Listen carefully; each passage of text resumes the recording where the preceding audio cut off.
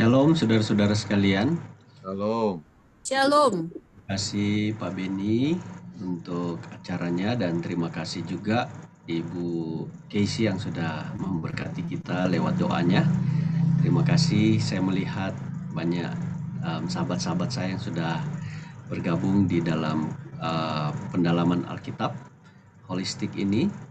Dan saat ini kita belajar tentang memahami nubuatan kitab Wahyu.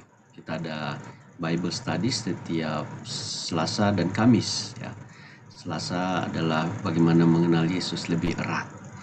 Saya nggak bisa menyapa satu persatu saudara-saudara yang sudah hadir, tapi terima kasih saya sudah melihat kehadiran saudara-saudara malam hari ini. Mungkin nanti setelah ini kita boleh saling menyapa ya.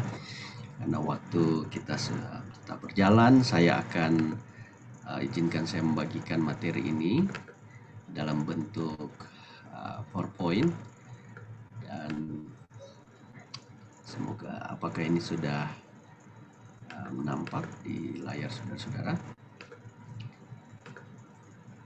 Suara saya sudah terdengar jelas ya. Oke. Sudah Pak Pendeta. Jadi judul malam ini adalah Mengungkap Misteri Apokalipsis. Ini adalah satu seri pelajaran nubuatan dari Daniel pasal 2, pasal 7. Kemudian kita masuk ke Wahyu pasal 17 dan 13 dan beberapa kaitan setelah itu. Dan kita akan masuk saat ini dari buku Wahyu ya. Dan ini adalah pendahuluan. Jadi yang baru hadir malam ini baru bagian pendahuluan dari satu seri buku Wahyu yang akan kita pelajari ke depan. Baik. Kita akan mengungkap apakah saudara pernah berpikir bahwa saudara nggak mau membaca dan sentuh buku Wahyu ini karena buku ini nggak dapat dimengerti, penuh dengan simbol yang mistis, ya, kontradiksi, binatang-binatang yang membingungkan, dan buku yang menakutkan. Dan orang berpikir, wah ini bisa jadi gila ya, ini tidak membangun kerohanian ya. Kemudian mungkin Anda dengar orang katakan Wahyu ini buku yang tertutup ya, sangat sukar dan tak dapat dimengerti. Dan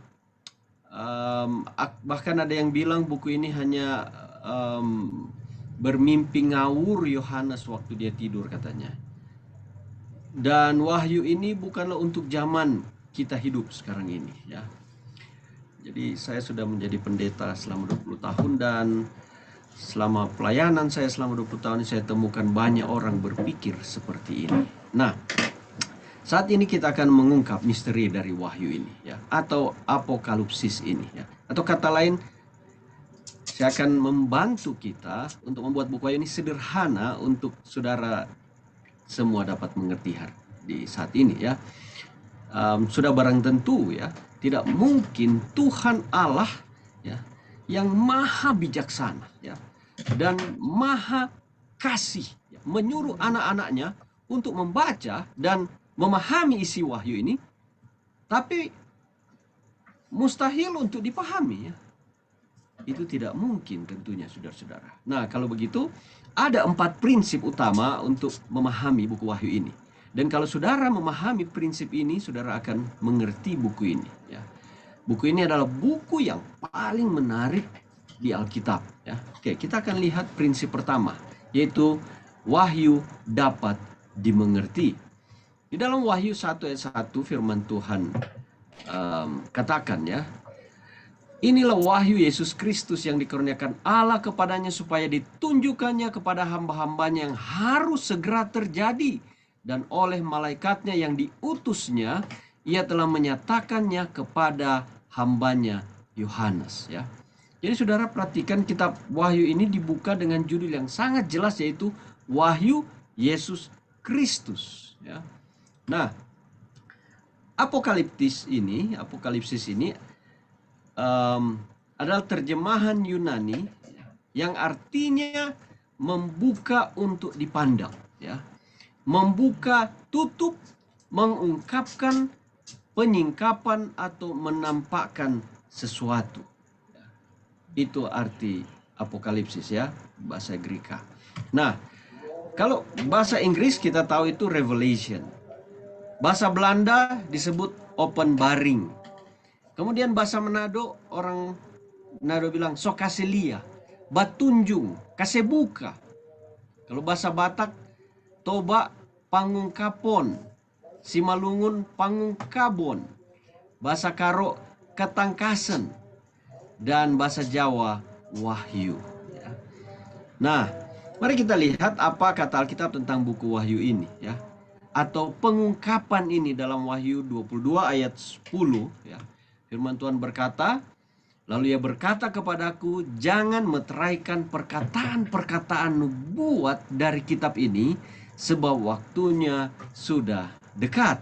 Ya. Jadi kata lain, jangan meteraikan artinya apa? Buka, ungkapkan. Ya. Itu kata firman Tuhan. Kenapa jangan memeteraikan atau harus diungkapkan kitab ini? Ya. Karena dalam kitab Daniel 12 ayat 4, firman Tuhan berbunyi begini. Sembunyikanlah segala firman itu dan meteraikanlah kitab itu sampai pada akhir zaman. Ya. Sebab, ayat 9, firman ini akan tinggal tersembunyi dan termeterai sampai akhir zaman. Nah, kalau begitu, artinya di akhir zaman meterai ini akan dibukakan. Buku ini akan diungkapkan dari tempat persembunyiannya. Dan apa kata Alkitab? Apakah orang akan memahaminya? Dan orang jenis apa yang akan memahami kitab Wahyu ini? Mari kita lihat ayat selanjutnya. Ayat 10. Tidak seorang pun dari orang fasik itu akan memahaminya, tetapi orang-orang bijaksana akan memahaminya. Wow, puji Tuhan. Jadi kita yang sedang mempelajari ini dan memahaminya tergolong orang yang bijaksana. Karena firman Tuhan katakan tidak seorang pun dari orang fasik itu akan memahaminya. Nah, selanjutnya apa kata Yesus kepada saudara dan saya yang memahaminya dan menurut Wahyu ini? Wahyu 3 ayat 10, firman Tuhan berkata, karena engkau menuruti firman-Ku dan untuk tekun menantikan Aku, maka Aku pun akan melindungi engkau dari hari pencobaan yang akan datang atas seluruh dunia untuk mencobai mereka yang diam di bumi. Ya, saudara-saudara, luar biasa janji Tuhan. Tapi ada pertanyaan. Di dalam Wahyu 1 ayat 11, ya, saudara perhatikan dituliskan hanya kepada 7 jemaat yang ada di Asia Kecil waktu itu. Bagaimana hal ini? Ya, di dalam Wahyu 1 ayat 11, saudara perhatikan di situ. Katanya, apa yang engkau lihat, tuliskan dalam sebuah kitab dan kirimkanlah kepada ketujuh jemaat ini. Ke Efesus, ke Smyrna, ke Pergamus, Tiatira, Sardis, Philadelphia, dan Laodikia. Ya. Nah, apakah hanya ditujukan kepada 7 jemaat di Asia Kecil pada zaman Yohanes? Tapi mari kita lihat, ya. Perhatikan pesan di dalam Wahyu yang berulang untuk 7 jemaat tersebut, ya. Dikatakan Wahyu 2 7 11, 17 29, ya. Kemudian 3 ayat 6 dan 13. Siapapun bertelinga hendaklah mendengarkannya. Siapapun. Saudara punya telinga enggak? Coba pegang. Oh, kalau saudara punya telinga, ya, dalam konteks manusia, berarti ini untuk saudara, ya. Kemudian di dalam Wahyu 14 ayat 6 7 18, ya, pesan-pesan dalam kitab Wahyu juga meliputi akhir zaman. Oh, jadi bukan saja kepada 7 jemaat, ya, tetapi sampai kepada akhir zaman kepada manusia siapapun yang bertelinga, sampai kepada saudara dan saya. Nah, Wahyu 14 ayat 6 7 mereka yang diam di atas bumi dan kepada semua bangsa dan suku dan bahasa dan kaum telah tiba saat penghakimannya. Ayunkanlah sabitmu, potonglah buah-buah pohon anggur di bumi karena buahnya sudah masak. Jadi semua yang diam di atas bumi, suku bangsa bahasa sampai pada akhir zaman, masa penghakiman. Buku Wahyu ini ditujukan, ya. Kemudian Yohanes juga bilang begini. Wahyu 22 ayat 7. Sesungguhnya aku datang segera. Berbahagialah orang yang menuruti perkataan nubuat ini. Amin. Puji Tuhan. Yohanes menubuatkan tentang kedatangan Tuhan, ya, di zaman akhir.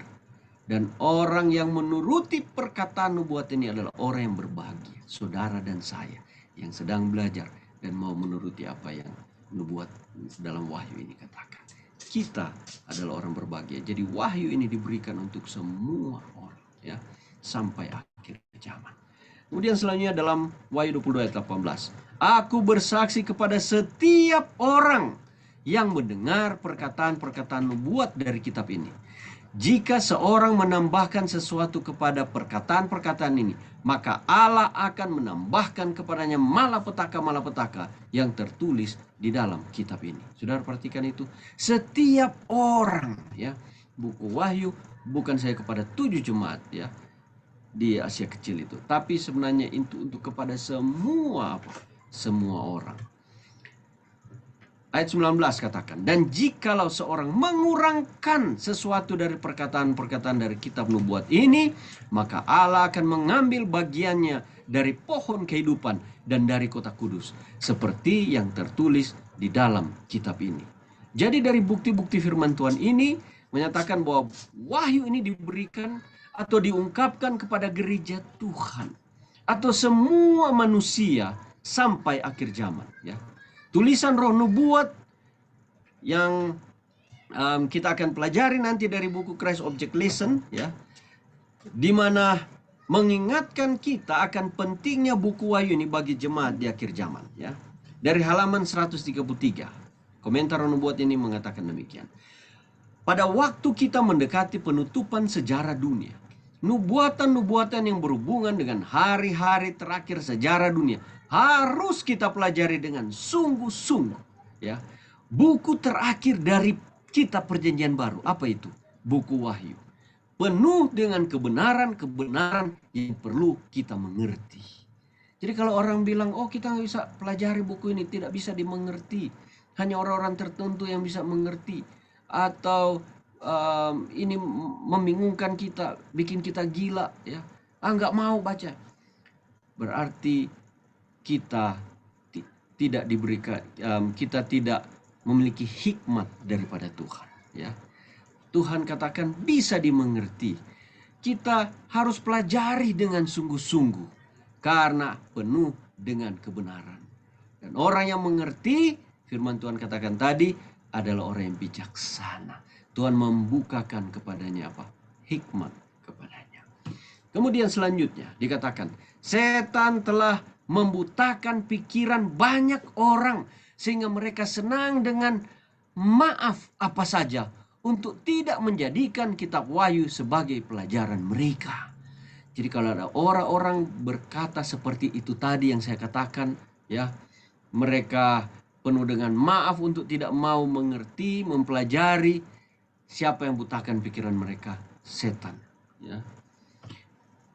Halaman 118 dari buku yang Testimonies to Ministers dikatakan demikian.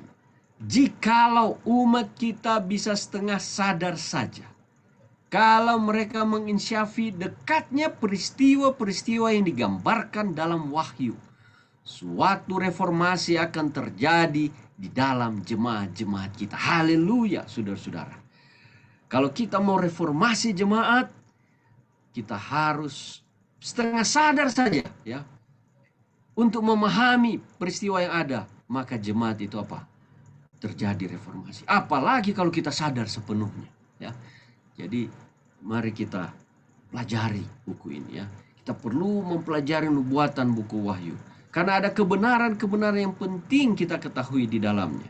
Dan ada berkat yang luar biasa bagi kita yang mempelajari dengan sungguh-sungguh, yaitu akan terjadi apa? Satu kebangunan yang luar biasa di dalam jemaat, dalam rumah tangga, dalam hidup umat Tuhan. Nah, ayat ini berikan pelajaran penting yang kita boleh dapatkan sehubungan dengan pekabaran Wahyu yang ditujukan kepada 7 jemaat, ya. Wahyu 1 ayat 20. Dan rahasia ketujuh bintang yang telah kau lihat pada tangan kananku, dan ketujuh kaki dian emas itu. Ketujuh bintang itu ialah malaikat ketujuh jemaat, dan ketujuh kaki dian itu ialah ketujuh jemaat. Saudara, penglihatan Yohanes ya tentang Kristus dalam pasal ini adalah satu hal yang paling mencolok dalam semua Alkitab ya. Di mana Yohanes menggambarkan Yesus berpakaian sebagai imam besar kita ya. Dia berjalan di antara tujuh kaki dian ya. Itu adalah artinya tujuh gereja Asia kecil di ayat 20 ini ya. Yang pada gilirannya mewakili gereja Kristus, di mana sepanjang sejarah sejak perjanjian baru sampai saat ini ya, sepanjang sejarah kekristenan. Oke. Nah, ayat 20 ini ya, ini pesannya ini sangat jelas ya, di mana Yesus tidak pernah melupakan kita ya. Yesus mengukir kita ya di telapak tangannya. Luar biasa saudara-saudara. Perhatian ya. Peduli. Kedekatan Yesus ya. Ada, saya perhatikan seringkali ada kalau cowok jatuh cinta kepada seorang wanita yang dia puja. Ada yang dia taruh tato di tangannya ya. Dia taruh nama gadis itu. Saya juga sering lihat kalau ada gadis yang dia sangat mencintai pasangan, dia taruh. Ini artinya bukan saya suruh tato, tapi hanya saya perhatikan, walaupun kita tidak menyarankan orang untuk bertato. Tapi seakan-akan sudah dialah satu-satunya dalam tangan saya, dalam hidup saya, wanita itu ya. Menggambarkan kecintaan hubungan dia dengan seorang. Begitulah gambaran Yesus ya. Kita, saudara, ada di telapak tangan Tuhan ya. Mari kita lihat di dalam Yesaya 49 ayat 16. Firman Tuhan berkata, "Lihat, aku telah melukiskan engkau di telapak tanganku. Tembok-tembokmu tetap di ruang mataku." Wow. Ya. Tuhan tidak pernah melupakan umatnya, jemaatnya, gerejanya, saudara secara individu, para pemimpin gereja, para pelayan Kristus yang disebut sebagai malaikat tadi, atau utusan ya, dan yang diwakili oleh apa? 7 bintang tadi ya, ada di tangan Yesus. Amin, saudara-saudara. Yesus mati bagi kita. Dia tersalib ya. Tangannya ini tidak akan pernah hilang tanda bekas paku yang tertancap di tangan. Kenapa? Karena nama saudara, jemaat ini tertancap di dalam hatinya, dan dia telah lukiskan di dalam tangannya ini. Ya, ini hanya simbol betapa Allah tidak pernah, Yesus tidak pernah melupakan saudara. Di dalam Wahyu 1:20 ya, yang kita sudah lihat tadi ya, ini adalah menggambarkan Kristus adalah kepala dari gereja kita ya. Dan dalam kitab Wahyu ini semakin jelas ya, di mana Yesus yang akan membimbing kita sampai akhir zaman. Kenapa?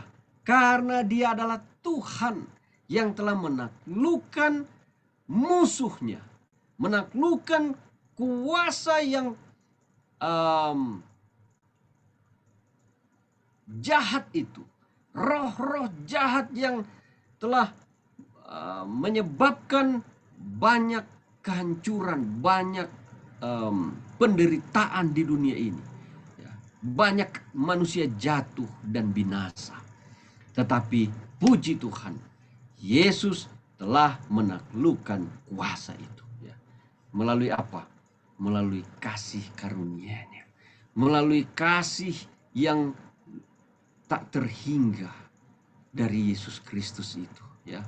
Dan ketika kita menyadari akan kasih Tuhan ini, ya, maka kemenangan Yesus akan menjadi kemenangan saudara dan saya juga. Ya.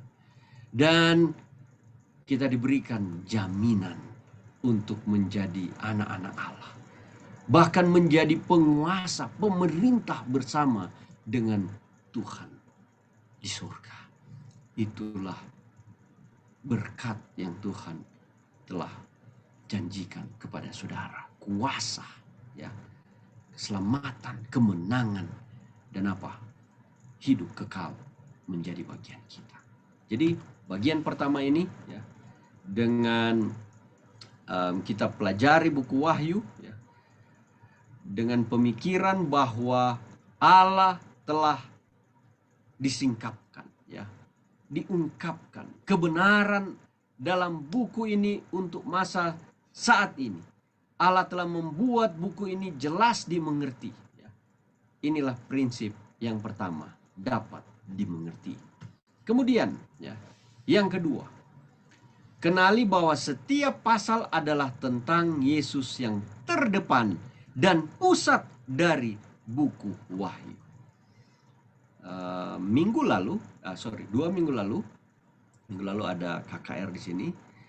2 minggu lalu saya sempat diskusi dengan seorang yang bertanya setelah akhir dari Wahyu pasal, kita belajar 2 minggu lalu tentang Wahyu pasal 18, karena ada bagian sehubungan dengan Wahyu pasal 13. Jadi dia bertanya sesuatu, ya, tentang peristiwa nubuatan dan memfokuskan pada seakan-akan kita harus fokus pada tempat atau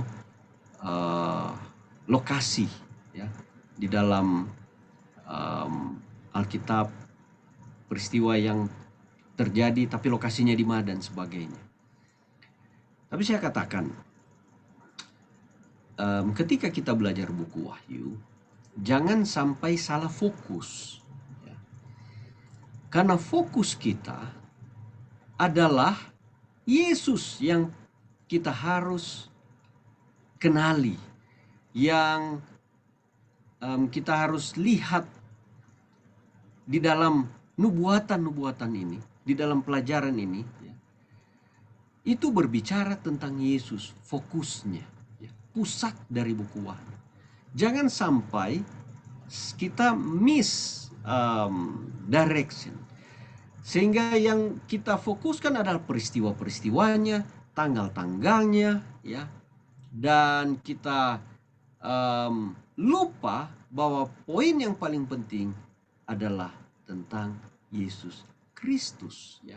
Bagaimana Yesus Kristus yang menjadi pusat dari buku Wahyu, yang menjadi fokus di mana kita mempelajari Kristus di dalam pelajaran ini. Kristus yang peduli dengan kita, Kristus yang terus berada di dalam peristiwa sejarah ini. Dia yang melindungi, menjaga, memelihara, yang mengontrol, dan kehidupan kita ada di telapak tangannya. Sehingga karakter Kristuslah yang terbentuk di dalam hidup kita ini, ya. Inilah yang menjadi fokus di dalam pelajaran kita ini, ya. Bukanlah pada peristiwa-peristiwanya, pada tanggal-tanggalnya, pada tempat-tempatnya. Itu adalah bagian dari nubuatan, ya, sebagai bukti kebenaran. Tetapi apa, ya, siapa di balik itu yang kita harus cari adalah Kristus. Inilah poinnya, saudara-saudara, ya. Jadi hati-hati mempelajari buku Wahyu ini. Banyak orang selidiki buku Wahyu, tetapi mereka kehilangan poin tentang Yesusnya, kehilangan poin tentang karakter Kristus, kehilangan arah tentang Kristus yang ditinggikan. Kita menjadi serupa dengan tabiat Kristus. Kita melihat Yesus yang kita pusatkan di dalam pelajaran ini. Itu yang paling terpenting, dan karakter Kristus terbentuk dalam hidup kita. Tujuan di dalam pelajaran ini kita dapatkan. Kalau Kristus kita singkirkan dan kita lebih fokus pada tempat ini, peristiwa ini dan itu, dan tidak kita dapatkan fokus pada Kristus, maka ada yang salah ketika kita pelajari buku Wahyu. Jadi lihatlah buku Wahyu ini melalui mata dari Kristus, ya. Dan kita akan pelajari dari buku Wahyu bahwa Yesus adalah pusat dari nubuatan. Dan kita akan membuka halaman-halaman Wahyu dan hati kita akan mengalami satu sensasi, ya, dari pelajaran ini tentang Yesus. Nah, siapa Yesus Kristus dan bagaimana kisahnya? Paulus meringkaskan kisah Yesus Kristus ini dengan sangat baik hanya dalam 7 ayat, ya. Di dalam Filipi 2 ayat 5 sampai 11. Saya akan hanya ringkas-ringkas saja poinnya, saudara bisa baca sendiri. Kita juga sudah tahu ayat ini, ya. Yang pertama, dia dalam rupa Allah, ya. Kemudian tidak menganggap kesetaraan dengan Allah itu sebagai milik yang harus dipertahankan. Kemudian ketiga, melainkan telah mengosongkan dirinya sendiri dan mengambil rupa seorang hamba dan menjadi sama dengan manusia. Menjadi 100% manusia darah dan daging yang bisa lapar, bisa merasa haus, bisa merasa sakit, mati sama seperti kita. Dan dalam keadaan sebagai manusia, ia telah merendahkan dirinya. Tidak memilih menjadi keturunan bangsawan yang kaya raya, tapi lahir di kandang, besar sebagai anak tukang kayu, menjadi rakyat jelata yang miskin, tidak punya rumah sendiri, dan sama sekali tidak punya kuasa apa-apa kalau dia tidak 100% bergantung kepada kuasa Allah. Dan taat sampai mati. Selama hidupnya Yesus, dia taat kepada Allah Bapa, menjadi teladan bagi manusia. Dia menyelesaikan misinya di dunia dengan tuntas hingga bersedia mati bagi kita. Kemudian yang ketujuh, bahkan sampai mati di kayu salib. Menjalani kematian yang paling hina, memikul kutuk saudara dan saya. Karena kematian dengan disalibkan itu adalah terkutuk seperti yang disebutkan dalam Galatia 3 ayat 13. Kristus telah menebus kita dari kutuk hukum Taurat dengan jalan menjadi kutuk karena kita, sebab ada tertulis, terkutuklah orang yang digantung pada kayu salib. Yesus menanggung kutukan itu, ya. Karena dia tidak mau merubah hukum Taurat itu, ya. Karena dia kasih, dia adil, dia kasih, dia mau menyelamatkan kita yang harusnya binasa. Tapi karena keadilannya, dia tidak merubah hukum Taurat itu. Hukum Taurat menuntut kematian bagi orang yang melanggarnya. Sehingga Yesus yang menggantikan tempat kita, disitulah keadilan. Dia tidak mengganti. Makanya dikatakan di dalam Matius pasal 5 ayat 19-21. Ya. Yesus datang bukan untuk meniadakan hukum Taurat, tetapi untuk menggenapinya. Jadi kalau orang bilang sudah terima Yesus, sudah tidak perlu lagi hukum Taurat, ada yang salah. Itu bukan ajaran daripada Yesus. Karena ayat 21 katakan apa? Siapa yang melakukan dan mengajarkan, dia akan menjadi, Tuhan akan tempatkan dia tinggi di surga, ya. Kalau dia tidak mengajar dan tidak melakukan hukum Taurat itu, dia akan direndahkan di surga. Saudara lihat itu, itulah Yesus kita, ya. Dia mati atas tuntutan hukum Taurat itu yang melanggar hukum itu. Dan kasih dan keadilan di atas kayu salib itu bercium-ciuman bagaikan satu koin yang mempunyai apa? Dua, kematian Yesus karena dia kasih dan dia adil. Ya. Ada orang katakan karena dia kasih, dia mati untuk kita dan dia meniadakan hukum Taurat itu. Itu adalah satu kesalahan besar dalam ajaran kekristenan. Kenapa? Karena kasihnya lah dan keadilannya itu, dia tegakkan hukum itu. Kalau dia tidak adil, dia bisa rubah hukum itu. Oke, saya rubahlah supaya tuntutan hukum itu tidak berlaku lagi. Karena sudah dirubah. Ya. Jadi pikirkan sekali lagi matang-matang sebagai orang Kristen. Kita perlu memikirkan kembali ajaran kita. Ya. bahwa Yesus tidak pernah meniadakan hukum Taurat itu ya, hukum Allah ya. Bedakan dengan hukum upacara ya, yang mana Yesus telah genapi ya di kayu salib, dan itu tidak berlaku lagi. Kenapa? Karena dialah domba itu. Yesus genapi. Yesus juga tidak melanggar. Yesus genapi. Hukum Allah, 10 hukum moral itu terus berlaku ya, karena dari hukum Allah itulah yang dilanggar oleh manusia sehingga manusia berdosa. 1 Yohanes 3 ayat 4. Dosa adalah pelanggaran hukum Taurat, hukum Allah. So, inilah Yesus itu. Dia telah menanggung kutukan salib. Kutukan orang yang digantung pada kayu salib. Kutukan hukum Taurat itu. Ya, hukum Taurat tidak ada salah dengan hukum Taurat. Orang yang melanggar itu yang salah. Yesus mati, membayar tuntutan hukum oleh karena kasih dia kepada kita. Itulah Yesus kita. Inilah fokus yang kita harus pelajari tentang kasih Yesus kepada umatnya sampai akhir zaman. Ya. Di dalam ayat 8 dikatakan, itulah sebabnya Allah sangat meninggikan dia dan mengaruniakan kepadanya nama di atas segala nama, supaya dalam nama Yesus bertekuk lutut segala yang ada di langit dan yang ada di atas bumi dan yang ada di bawah bumi, dan segala lidah mengaku Yesus Kristus adalah Tuhan, bagi kemuliaan Allah Bapa. Haleluya. Inilah Yesus Kristus, Tuhan kita, juru selamat kita. Biarlah kita memberi kemuliaan, biarlah kita menemukan Yesus ketika kita mempelajari buku Wahyu.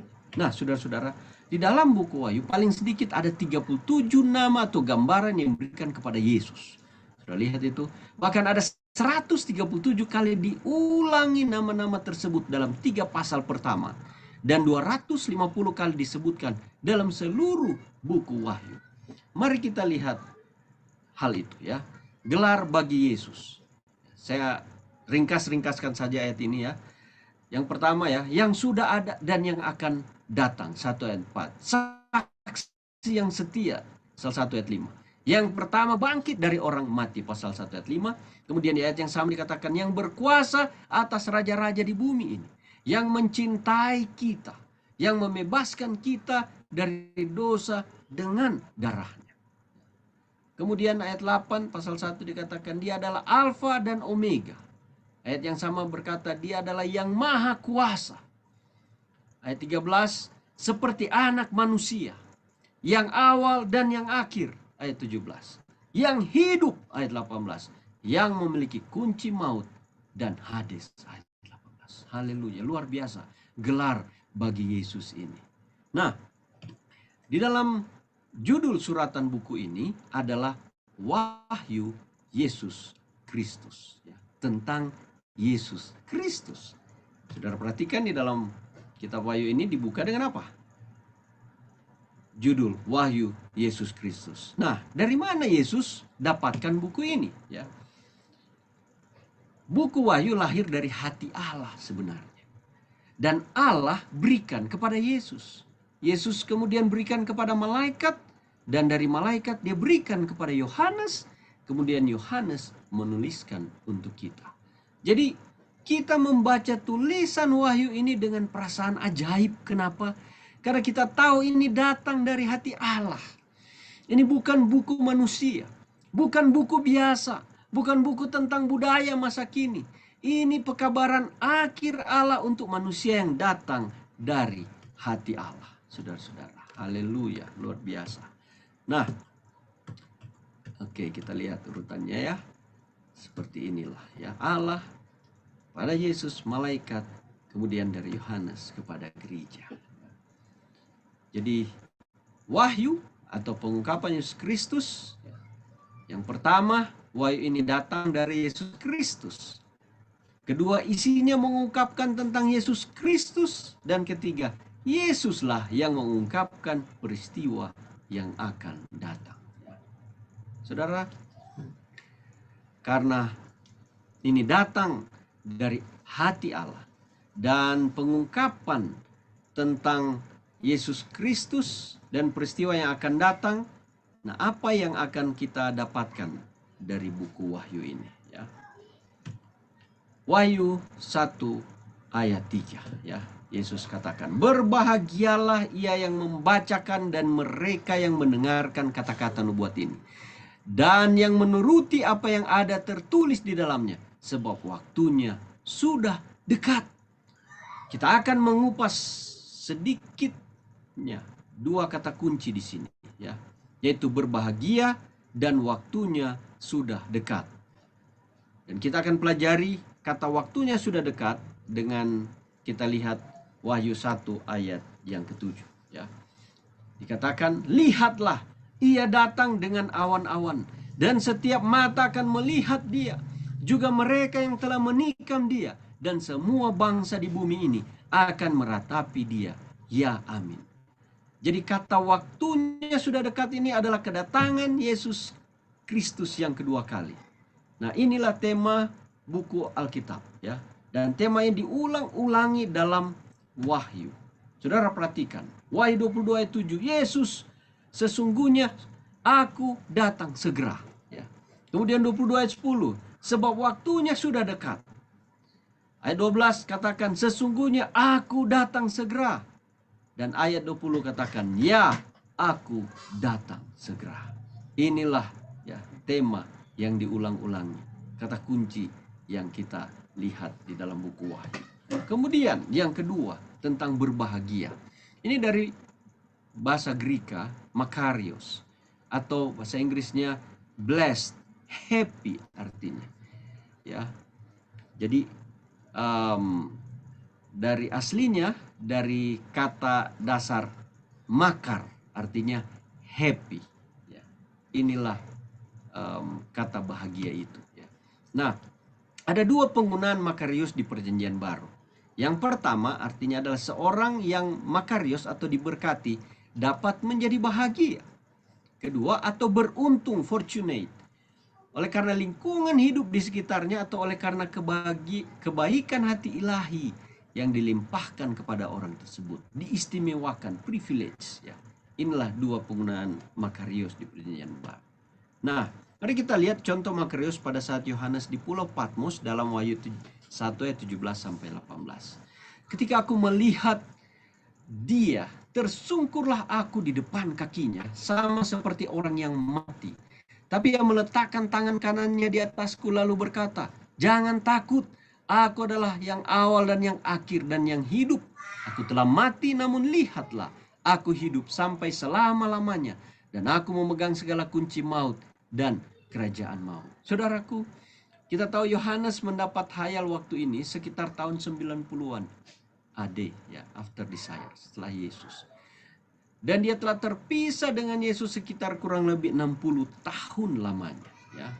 Nah, sekilas tentang Yohanes ditulis dalam buku Foxes, Book of Martyrs, ya, di mana dituliskan mengenai Rasul Yohanes.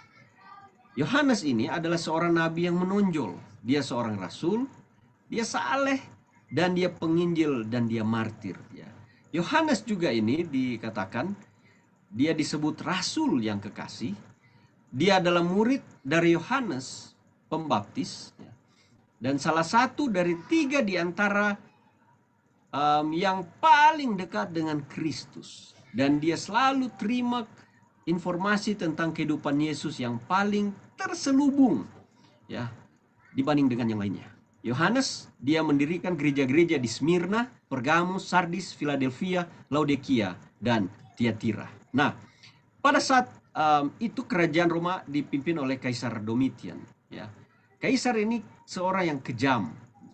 Dia haus darah, dan Kaisar Roma yang pertama kali memerintahkan seluruh wilayah yang ia taklukkan untuk menyebut dirinya Tuhan dan Allah kami. Nah, pada waktu orang-orang dianiaya dengan hebat, ya, dan dipaksa untuk menyembah Domitian, kemudian mempersembahkan korban kepada Domitian, yang tidak mau melakukannya akan dibunuh dengan siksa. Dan ini membuat kekhawatiran bagi orang-orang Kristen di saat itu. Dan mereka takut atau khawatir apakah gereja ini akan terus bertahan atau tetap ada, ya. Nah, pada saat Yohanes di Efesus, Domitian ini dia perintahkan Yohanes untuk dibelenggu dan dia ditawan. Nah, kemudian Yohanes dijatuhi hukuman mati. Kemudian dia dilemparkan ke dalam suatu kuali berisi minyak yang mendidih. Tapi di saat itu luar biasa, mujizat telah terjadi, ya. Karena mujizat ini, ya, di mana minyak yang mendidih itu tidak dapat melukai kulit Yohanes sedikit pun, ya. Dan karena Domitian ini tidak berhasil membunuh Yohanes, kemudian dia buang Yohanes. Orang kebal ini Yohanes, dia nggak bisa bunuh. Buang dia di Pulau Patmos. Suruh dia kerja paksa sampai mati di situ, ya. Jadi buruh tambang batu bara pada tahun 73. Nah, pulau ini adalah tempat tahanan kerja berat zaman Domitian. Dan jarak dari Efesus, dari daratan itu kurang lebih 80 km. Nah, pada saat itulah Tuhan dia datang kepada Yohanes. Dia berikan hayal yang sangat penting yang terdapat di dalam kitab Wahyu ini, ya.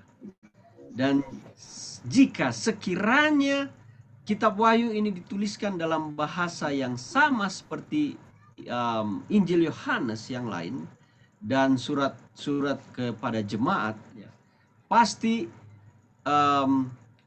kalau orang tahu isinya, maka orang yang ada di sekitar atau yang berkuasa pada saat itu, mereka akan cut, ya, mereka akan melarang ini beredar, atau buku ini apa yang Yohanes tulis tidak akan keluar dari tempat itu.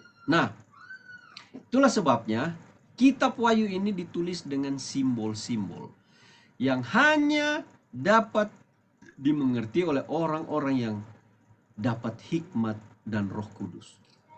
Dan untuk orang Romawi, ya, dan orang-orang yang tidak diterangi oleh firman Tuhan, oleh Tuhan sendiri, simbol-simbol ini hanya seperti kartun-kartun yang orang-orang ini nggak mengerti sama sekali, ya. Bahkan mungkin mereka pikir orang Romawi itu, Yohanes sudah gila, sudah baguslah, ya. Dia sudah banyak menghayal dan sudah bikin tulisan-tulisan yang gila dan berhasillah rencana mereka bagi Yohanes. Mereka pikir mereka berhasil, ya. Nah, saudara-saudara, ada 7 berkat berbahagia, ya, dalam Wahyu yang dijanjikan kepada semua orang. Pertama, ya, ayat-ayatnya ada di situ semua. Sudah bisa lihat, membaca buku ini dan menyimpannya ke hati, kita akan berbahagia. Ayat 3. Kemudian berbahagia orang yang mati di dalam Tuhan. Pasal 14 ayat 13. Orang yang berbahagia di dalam buku Wahyu adalah orang yang tetap terjaga, ya, kita dijaga. 16 ayat 15. Kemudian kita diundang ke dalam perjamuan nikah. 19 ayat 9. Kemudian bangkit dari kubur dalam kebangkitan pertama. Pasal 20 ayat 6. Kemudian menyimpan kata-kata dari buku ini. 22 ayat 7. Dan mencuci jubahnya. 22 ayat 14. Inilah 7 berkat berbahagia di dalam buku Wahyu untuk saudara dan saya yang mendengarkan, dan semua orang yang mempelajari dan yang menerima, mengerti dan melakukan apa yang firman Tuhan katakan dalam buku yang Wahyu. Jadi sehubungan dengan Makarios, ya, dari kebanyakan konteks ini, Makarios menggunakan bentuk dari sebuah pernyataan. Ya, apa itu? Ya, dimana sekalipun situasi saat waktu itu ataupun situasi saat ini yang saudara rasakan, ya, sebagaimana Yohanes dan orang-orang Kristen yang teraniaya, yang menderita karena Yesus, ya. Saudara dan saya juga yang saat ini dalam kesusahan, penderitaan oleh karena iman, karena kita mengikut Yesus, menghadapi pencobaan yang begitu sulit, ya, dan sangat sulit kita harus hadapi. Saudara adalah orang-orang yang dikuatkan karena pengharapan akan hadiah dan penghiburan di masa depan untuk saudara. Saudara diberkati. Saudara adalah orang-orang yang berbahagia karena ini adalah penghiburan dari Allah. Sehingga orang yang sanggup bertahan di dalam situasi ini dengan keberanian dan harapan adalah orang-orang yang mendapatkan kebahagiaan dari Allah. Inilah dua kata kunci, ya. Yesus segera datang dan kebahagiaan menjadi milik saudara saat ini dan untuk masa depan. Itulah berkat kita, ya. Jadi mari kita lihat buku Wahyu ini melalui mata dari Yesus, ya. Dan ketika kita pelajari buku Wahyu ini, ya, Yesus adalah pusat dari nubuatan. Dan Yesuslah yang harusnya kita tinggikan, ya, terdepan. Kemudian yang ketiga, Wahyu ditulis dalam bentuk kode nubuatan. Saudara perhatikan, ya, di dalam Wahyu 1 ayat 1 bagian terakhir, ia telah menyatakannya kepada hambanya Yohanes, ya. Di dalam bahasa Greka itu adalah esemanen dari kata semaino, ya. Artinya apa? Menyatakan dengan satu tanda, menyatakan secara tidak langsung atau menyatakan secara khusus dan memberitahu lewat tanda-tanda atau lambang-lambang. Jadi nubuatan Wahyu adalah simbolis atau apa? Itu adalah lambang. Nah, bagaimana cara Allah memberikan pekabaran Wahyu kepada hambanya, ya? Di dalam Wahyu ayat 1, pasal 1 ayat 1 berbicara ditunjukkannya, ya. Bahasa Grekanya adalah deixai, menunjukkan, dari asal kata deiknumi, ya, yang artinya mempertunjukkan atau mempertontonkan. Sebagaimana saudara berada di rumah, ya, saudara melihat di layar kaca, ya, ditontonkan kepada saudara, ya. Saudara seperti melihat film, ya, atau tontonan dalam layar, ya. Jadi memberikan satu indikasi pandangan panorama, ya. Sementara saudara membaca buku Wahyu, ya, saudara akan merasakan bahwa Allah sedang menunjukkan penglihatan itu kepada saudara, kepada hambanya Yohanes, ya, disertai efek saudara. Ketika saudara seakan-akan berada dalam satu studio, dalam suatu studio karaoke, saudara menonton musik dan ada efek suara yang saudara dengarkan. Inilah artinya menunjukkan itu, deixai itu. Nah, ada 73 kali Yohanes berkata, aku melihat atau lihatlah. Jadi apa saja yang ditunjukkan Allah kepada Yohanes? Nah, berbagai peristiwa tentang dunia, manusia, ya, pergolakan bangsa-bangsa, agama-agama, kuasa-kuasa penganiayaan, kuasa-kuasa yang melawan Allah, terutama kedok iblis dibuka, ya. Nah, dalam lukisan kata-kata atau film kartun seperti itulah, ya. Nah, mengapa Yesus berbicara dengan perumpamaan dan membungkus kita Wahyu dalam simbol atau lambang? Firman Tuhan katakan di dalam Lukas 8 ayat 10. Lalu ia menjawab, kepadamu diberi karunia untuk mengetahui rahasia kerajaan Allah. Tetapi kepada orang-orang lain hal itu diberitakan dalam perumpamaan. Supaya sekalipun memandang, mereka tidak melihat, dan sekalipun mendengar, mereka tidak mengerti. Jadi saudara-saudara, Yesus berbicara dan menggunakan perumpamaan agar hanya orang yang berminat rohani saja yang dapat mengerti. Begitu juga dengan simbol-simbol dalam Wahyu, supaya hanya orang-orang yang sungguh-sungguh mencari kebenaran dan dipimpin oleh Roh Kudus yang akan memahami itu. Firman Tuhan katakan dalam Daniel 12 ayat 10. Tidak seorang pun dari orang fasik itu akan memahaminya, tapi orang-orang bijaksana akan memahaminya. Amin. Orang yang fasik tidak akan paham buku Wahyu. Tapi orang bijaksana akan paham. Dan saudara adalah orang-orang bijaksana. Kita, karena kita sungguh-sungguh ingin mempelajari.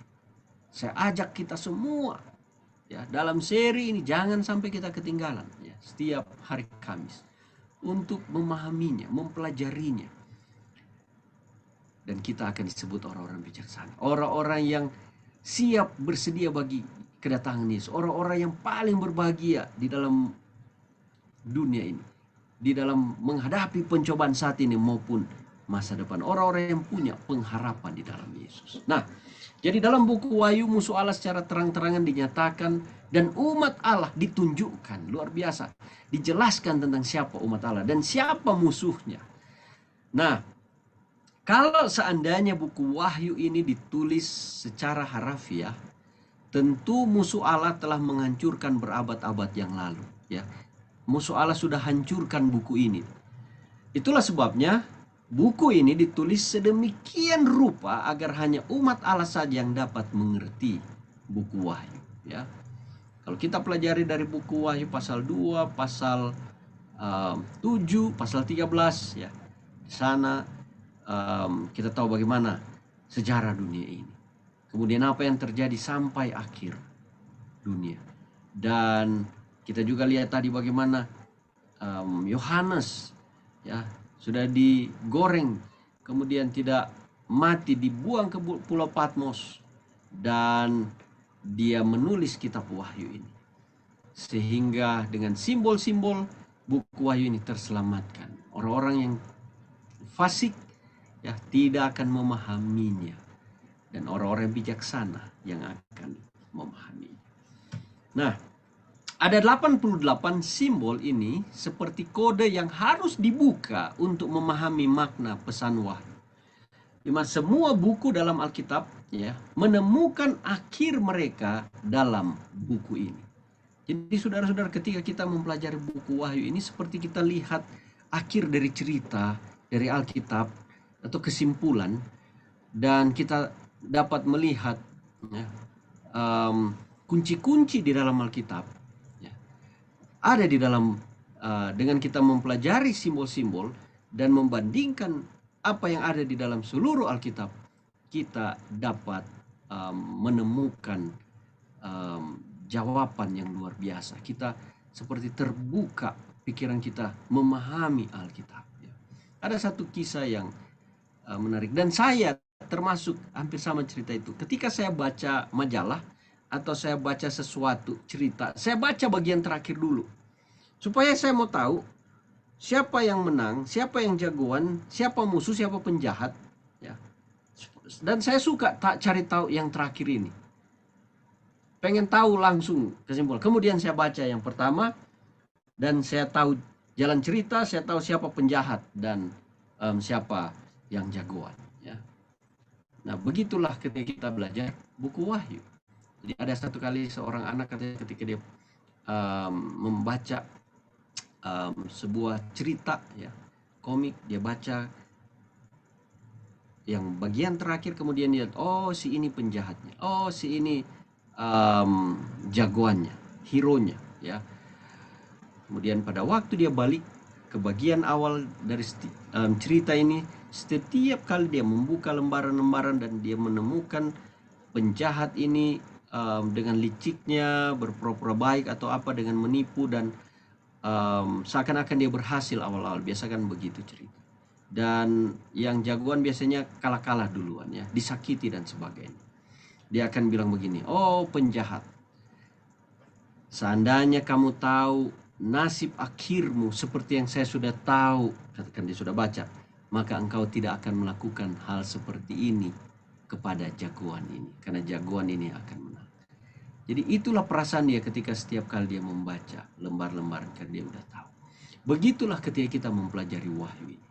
Setiap kali kita membaca ya, ketika kita memahami Alkitab, kita tahu siapa hero-nya di sini, siapa penjahatnya, apa yang akan terjadi, apa nasib masa depan penjahat, dan siapa pemenangnya. Kita bersuka cita, kita dapat kesimpulan, kita dapat akhir dari peristiwa Alkitab ini dan peristiwa akhir dunia ini. Dan pada waktu kita baca bagian-bagian di dalam Alkitab yang lain, kita sudah tahu apa yang akan terjadi dengan nasib penjahat yang ada dalam kitab seluruh Alkitab ini. Oke. Nah, ada seorang bernama Taylor G. Butch ini ya, seorang teologian abad ke-20, dan dalam penyelidikannya dia temukan begini. 26 dari 39 buku perjanjian lama dikutip dalam buku Wahyu. Dan dari 404 ayatnya adalah salinan langsung atau diambil dari buku lainnya dalam Alkitab. Seperti contoh dalam 5 pasal pertama buku Wahyu yang terdapat dalam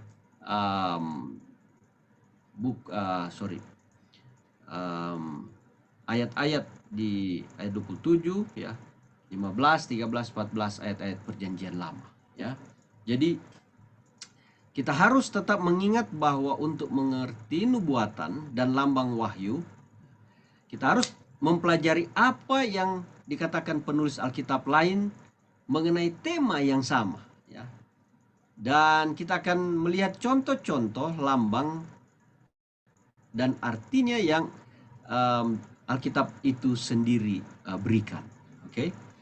Nah, mari kita lihat di dalam Wahyu 13 ayat 1. Contoh. Lalu aku melihat seekor binatang keluar dari dalam laut, bertanduk 10 dan berkepala 7. Di atas tanduk-tanduknya terdapat 10 mahkota dan pada kepalanya tertulis nama-nama hujat. Ya. Jadi buku Daniel dan Wahyu adalah buku yang sangat berhubungan erat. Serta lambang-lambang ya di dalam buku Daniel dan Wahyu adalah saling berkaitan. Ya. Nah, di dalam Daniel 7 ayat 17 ya, dikatakan binatang-binatang besar yang 4 ekor itu ialah 4 raja yang akan muncul di dalam bumi. Jadi binatang di sini disebut apa? Raja atau kerajaan. Ya. Jadi Alkitab menginterpretasikan binatang sebagai seorang raja atau sebuah kerajaan. Jadi kerajaan ini muncul dari apa? Dalam laut. Ya. Kemudian Alkitab katakan apa itu laut? Ya. Di dalam Wahyu 13 ayat 1, lalu aku melihat seekor binatang keluar dari dalam laut. Ya. Di dalam Wahyu 17 ayat 15 menjelaskan tentang laut ini ya. Lalu ia berkata kepadaku, semua air yang telah kau lihat ya, berarti termasuk laut, di mana wanita pelacur itu duduk adalah bangsa-bangsa dan rakyat banyak dan kaum dan bahasa. Jadi buku Wahyu ini mengidentifikasikan laut sebagai apa? Bangsa-bangsa ya. Nah, ketika binatang muncul dari dalam air ini adalah kerajaan yang muncul dari wilayah yang banyak orang di bumi. Oke. Kemudian dia bertanduk 10. Bagaimana dengan tanduk? Ini mewakili apa? Kalau kita lihat di dalam Daniel 7:24, ke-10 tanduk itu ialah ke-10 apa? Raja yang muncul dari kerajaan itu. Ya. Jadi dalam Alkitab tanduk mewakili kuasa. Dan ini adalah kuasa dari satu bangsa, politik, atau agama yang sangat berkuasa dan yang muncul dari wilayah yang banyak orang. Dan kita temukan lambang-lambang ini sepanjang buku Wahyu, saudara-saudara. Ada juga di Alkitab ini tentang naga atau dragon. Ya. Mewakili apa naga ini? Dalam Wahyu 12 ayat 7 dikatakan, maka timbullah peperangan di sorga. Mikael dan malaikat-malaikatnya berperang melawan naga itu. Dan naga itu dibantu oleh malaikat-malaikatnya. Dan naga besar itu si ular tua yang disebut iblis atau setan yang menyesatkan seluruh dunia dilemparkan ke bawah. Ya dilemparkan ke bumi bersama-sama dengan malaikat-malaikatnya. Jadi menurut Alkitab Wahyu 12 ayat 7 dan 9 ini ya, naga itu mewakili apa? Setan. Ada juga domba dalam buku Wahyu. Nah, domba ini mewakili apa? Yohanes 1 ayat 29 katakan ya, di mana sebutan domba yang digunakan kepada Yesus terdapat 26 kali dalam buku Wahyu ya. Jelas Yesuslah anak domba Allah ya. Yohanes 1 ayat 29. Jadi domba mewakili apa? Yesus. Inilah simbol-simbol ya Di mana wahyu ditulis dalam apa? Bentuk kode nubuatan. Ya. Dan biasanya di satu tempat dalam Alkitab akan ada kunci yang akan membuka kode tersebut. Kemudian yang keempat, ya, di mana mengerti tema besar pertentangan besar. Setiap pertentangan utama di dalam buku Wahyu adalah menggambarkan pertentangan antara Kristus dan setan. Ya. Di mana Yesus Kristus adalah domba versus setan atau naga plus binatang. Ya. Antara baik dan jahat. Ya. Jadi bintang utama dari buku Wahyu ini adalah siapa? Yesus Kristus. Kemudian tokoh penjahat buku Wahyu adalah setan atau iblis. Mari kita lihat ayatnya. Yohanes 8 ayat 44. Iblislah yang menjadi bapamu. Dan kamu ingin melakukan keinginan-keinginan bapamu. Ia adalah pembunuh manusia sejak semula. Dan tidak hidup dalam kebenaran. Sebab di dalam dia tidak ada kebenaran. Apabila ia berkata dusta, ia berkata atas kehendaknya sendiri. Sebab ia adalah pendusta dan bapa segala dusta.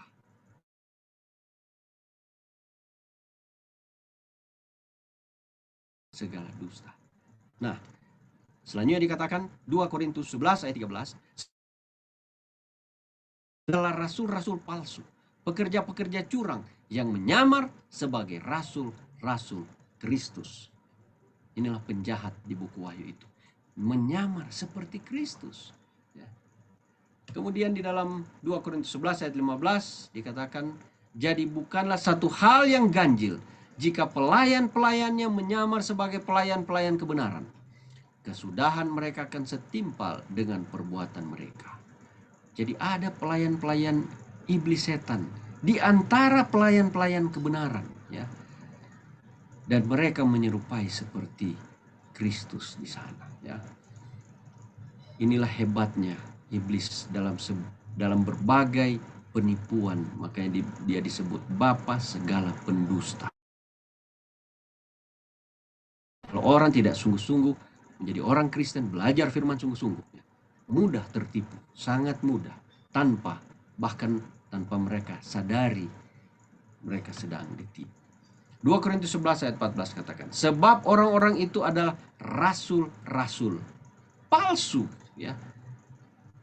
Pekerja-pekerja curang, menyamar sebagai rasul-rasul Kristus. Ada di mana mereka? Ada di antara umat-umat yang mengaku pengikut Kristus, tapi mereka palsu, mereka curang, ya. Nah, kepada siapa sasaran amaran setan ini sebenarnya? Wahyu 12 ayat 17. Maka marahlah naga itu kepada perempuan itu, lalu pergi memerangi keturunan yang lain yang menuruti hukum-hukum Allah pertama dan memiliki kesaksian Yesus. Kepada perempuan inilah, ya, keturunan yang lain artinya kepada umat yang sisa sebenarnya aslinya. Ciri-cirinya memiliki hukum-hukum Allah dan kesaksian Yesus. Lihat itu saudara-saudara. Ada orang katakan, kalau kita sudah memiliki Yesus, ya, kita adalah orang Kristen, kita tidak perlu menuruti hukum Allah. Jangan-jangan ini adalah ajaran dari rasul-rasul palsu tadi. Ajaran setan yang masuk ke dalam umat-umat Tuhan dan katakan tidak ada lagi hukum Allah. Padahal setan paling marah memang orang yang menuruti hukum-hukum Allah.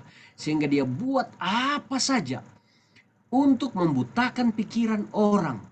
Sehingga mereka katakan yang penting percaya pada Yesus, tidak perlu hukum Allah. Bukankah saudara sering dengar ajaran ini? Hati-hati saudara-saudara. Rasul-rasul palsu, rasul-rasul yang mengajarkan kepalsuan itu bisa ada di antara orang Kristen. Tapi Tuhan katakan, naga itu, dia marah kepada yang menuruti hukum-hukum Allah dan memiliki kesaksian Yesus.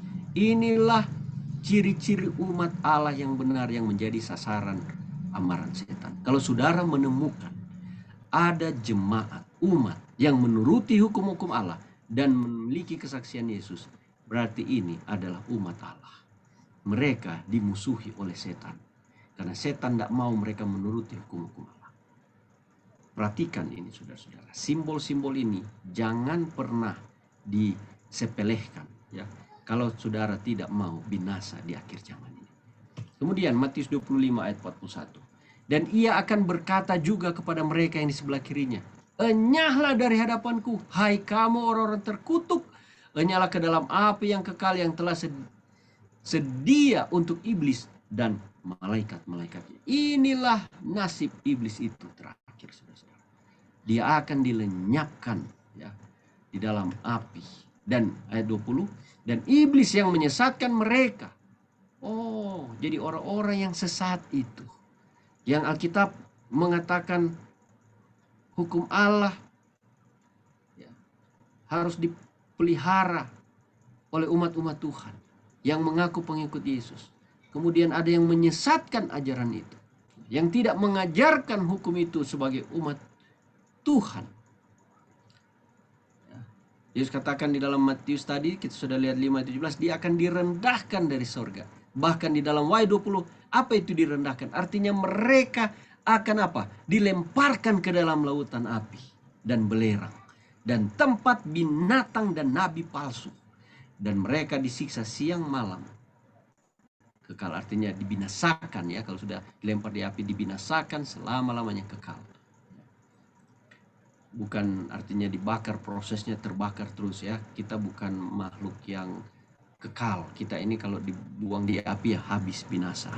Artinya proses hasilnya kekal selama-lamanya. Dia disiksa sampai dia binasa, habis, terbakar, dan itulah nasib dia, kekal selama-lamanya.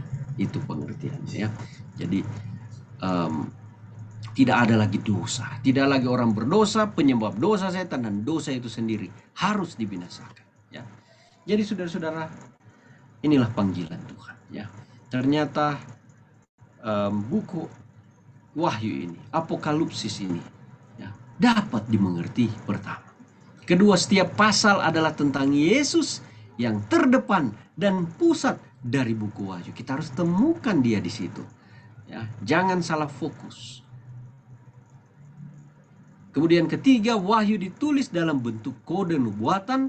Dan yang keempat, mengerti tema pertentangan besar antara Yesus dan setan. Di dalam Wahyu pasal 3, 1 ayat 3 berkata, berbahagialah ia yang membacakan dan mereka yang mendengarkan kata-kata nubuat ini. Berbahagialah saudara yang sedang belajar, mendengarkan. Dan yang menuruti, harus melakukan apa yang ada tertulis di dalamnya. Sebab waktunya apa? Sudah dekat. Di dalam Wahyu 22 ayat 7 katakan, sesungguhnya aku datang segera. Berbahagialah orang yang menuruti perkataan-perkataan nubuat kitab ini. Inilah dua kata kunci yang kita harus pegang ya. Bahwa Yesus segera datang. Kita bersuka cita dengan mempelajari wahyu, membuka ya pengertian akan firman kebenaran ini kepada kita. Mempersiapkan kita bagi kedatangan Yesus Kristus yang kedua kali, yang tidak lama lagi, yang segera. Dan kita adalah orang-orang yang berbahagia karena kita menuruti apa perkataan buat apa firman Tuhan tadi, termasuk semua perintah Tuhan, firman Tuhan tentang siapa umat yang benar di dalamnya. Yesus menyertai saudara-saudara. Yesus memberkati kita. Ya. Kita telah mengungkap misteri Apokalipsis. Tuhan Yesus memberkati saudara sekalian. Amin. Kasih. Amin. Amin. Amin. Terima kasih.